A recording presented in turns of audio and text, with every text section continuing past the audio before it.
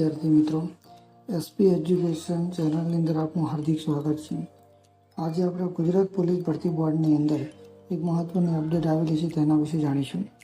તો વિદ્યાર્થી મિત્રો, બિન હથિયારી પોલીસ સબ ઇન્સ્પેક્ટર અને લોકરક્ષક કેડરની ભરતી પ્રક્રિયા માટે 12/3/2024ના રોજ દૈનિક પત્રોમાં જાહેરાત આપવામાં આવેલ તે અનુસંધાને 4/4/2024થી 30/4/2024 સુધી ઓજસની વેબસાઇટ ઉપર ઓનલાઈન અરજીઓ સ્વીકારવામાં આવે છે. તો હવે એમાં સૂચનાઓ શું આપવામાં આવેલી છે? તો કે પહેલી છે, ઓનલાઈન અરજીઓ 26/8/2024 બપોરના 14 કલાકથી તારીખ 9/9/2024 રાત્રિના 11:59 કલાક સુધી ઓજસની વેબસાઇટ ઉપર સ્વીકારવામાં આવશે. આનો મતલબ એ કે જે આપણે કોન્સ્ટેબલ અને પીએસઆઈના જે ફોર્મો ભર્યા હતા ચોથા મહિનાની અંદર, અને હસમુખભાઈ પટેલ સાહેબે કે જે લોકો ફરી આપણે એનું ફોર્મ ભરવાનું રાખીશું. તો એ ફોર્મ હવે આપણે જોઈશું તો 26 તારીખથી 9/9/2024 સુધીની અંદર ભરી શકાશે. બરાબર.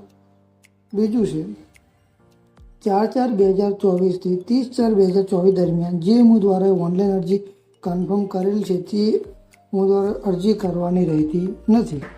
તો આપણે જે ફોર્મ ભરેલા હતા ચોથા મહિનાની અંદર એમને કોઈ અરજી કરવાની છે નહીં. કોઈપણ ઉમેદવાર કોઈપણ કારણસર 4/4/2024થી 30/4/2024 દરમિયાન અરજી કરેલ ન હોય અને અત્યારે અરજી કરવા માંગતો હોય તો લાયકાત ધરાવતા હોય તે ઉમેદવાર અરજી કરી શકશે. જેમણે અગાઉ અરજી કન્ફર્મ કરેલ હોય તેઓ ફરી અરજી કરી શકશે નહીં. જેણે અગાઉ અરજી કન્ફર્મ કરેલ છે છતાં તે જ સંવર્ગમાં ફરી અરજી કરશે તો તેની સંવર્ગની તમામ અરજી રદ પાત્ર રહેશે. તો વિદ્યાર્થી મિત્રો, આ વસ્તુનું ધ્યાન રાખવાનું છે.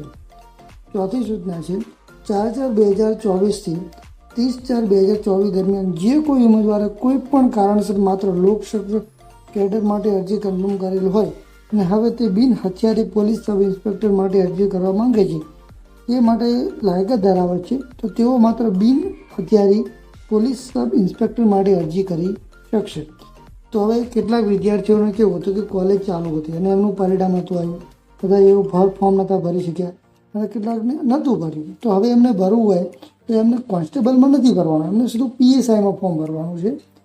ત્યારબાદ જોઈએ પાંચમી સૂચના છે 26/8/2024થી 9/9/2024 દરમિયાન ઓનલાઈન અરજી કરનાર ઉમેદવારની વય મર્યાદા 9/9/2024ના રોજની સ્થિતિએ ગણવાની રહેશે. તેમજ શૈક્ષણિક લાયકાત, અનામતને લગતા પ્રમાણપત્રો, એનસીસી પ્રમાણપત્ર, રાષ્ટ્રીય રક્ષા યુનિવર્સિટી અગાઉ રક્ષા શક્તિ યુનિવર્સિટી તરીકે ઓળખાતી અથવા નેશનલ ફોરેન્સિક સાયન્સ યુનિવર્સિટી અગાઉ ગુજરાત ફોરેન્સિક યુનિવર્સિટી તરીકે ઓળખાતીનું પ્રમાણપત્ર, રમતગમતનું પ્રમાણપત્ર, વિધવાઓનું પ્રમાણપત્ર, સીધી ભરતી થવા માટેની વધારાની તમામ લાયકાત અને તમામ પ્રકારના પ્રમાણપત્ર 9/9/2024 સુધીમાં ઇસ્યુ થયેલ હોવા જોઈએ. બરાબર છે. એની અંદર એ છે સામાજિક અને શૈક્ષણિક પછાત વર્ગના ઉમેદવારોનું પ્રમાણપત્ર 10/4/2022થી 9/9/2024 ઇસ્યુ થયેલ હોવું જોઈએ. આ પ્રમાણપત્ર માંગવામાં આવેલ ત્યારે રજૂ કરવાનું રહેશે અને અનામતનો લાભ મળવાપાત્ર રહેશે. સામાજિક શૈક્ષણિક વર્ગના પછાત વ્યક્તિઓ માટે આ નંબર EWS વાળા વિદ્યાર્થીઓ માટેની વાત કરવામાં આવી છે. પ્રમાણપત્ર ઉમેદવારોનું પ્રમાણપત્ર 10/9/2021થી 9/9/2024 દરમિયાન ઇસ્યુ થયેલ હોવું જોઈએ. EWSના જે વિદ્યાર્થીઓ છે એ એમને. ત્યારબાદ છે જે ઉમેદવારે 4/4/2024થી 30/4/2024 દરમિયાન અરજી કન્ફર્મ કરેલ છે અને તે સમયે એનસીસી પ્રમાણપત્ર, રાષ્ટ્રીય યુનિવર્સિટી અથવા national forensic science university, Gujarat forensic university તરીકેનું પ્રમાણપત્ર, રમતગમતનું પ્રમાણપત્ર કે બીજું કોઈ પણ પ્રમાણપત્ર, વિધવાનું પ્રમાણપત્ર ઉપલબ્ધ ન હોવાથી અરજીની વિગતો ભરી શક્યા નથી. તેવા ઉમેદવારોએ બીજી અરજી કરવાની રહેતી નથી અથવા ઉમેદવારોને ઘણા પ્રમાણપત્રોમાં ઇસ્યુ થયેલા ઉમેદવારોને શારીરિક કસોટીના કર્યા બાદ ગુજરાત પોલીસ ભરતી બોર્ડ અરજી કરવાની રહેશે. માન્ય પ્રમાણપત્ર ધરાવતા ઉમેદવાર વ્યક્તિઓનો લાભ મળવાપાત્ર રહેશે.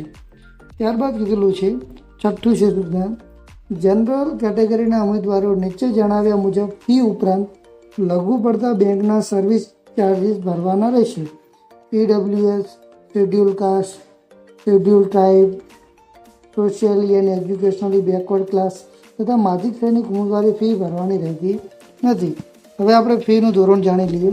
તો PSI કેડરની અંદર 100 રૂપિયા ફી છે, જનરલ માટે છે. લોકસેવકની અંદર 100 રૂપિયા અને બંને ફોર્મ ભરવું હોય તો તમે 200 રૂપિયા ફી ભરવાની રહેશે. હવે બેંકના સર્વિસ ચાર્જિસ, જેમાં વખતો વખત નિયમોનું સુધાર વધારો ઘટો થઈ શકે છે, તે ઉમેદવારોને બંધન કરતા રહેશે. ત્યારબાદ હવે અહીંયા નીચે લખેલું છે તો કે ભાઈ ચેનલ, કાર્ડ અને રેટ, બરાબર. તો હવે તમે આમ PPIથી તમે ભરી શકો છો, ક્રેડિટ કાર્ડથી ભરી શકો છો, PTN SBIથી ભરી શકો છો, નિફ્ટીમાંથી ભરી શકો છો, બરાબર. હવે નોંધ લખેલી છે, ફી ફક્ત ઓનલાઈન જ ભરવાની રહેશે. પોસ્ટ ઓફિસ કે બેંકમાં ચલણ કે રોકડેથી પરીક્ષા ફી ભરી શકાશે નહીં. ઓનલાઈન ફી ભરવાની છેલ્લી તારીખ છે 31/9/2024, બરાબર, 23 અને 59 કલાક સુધીની અંદર રહેશે.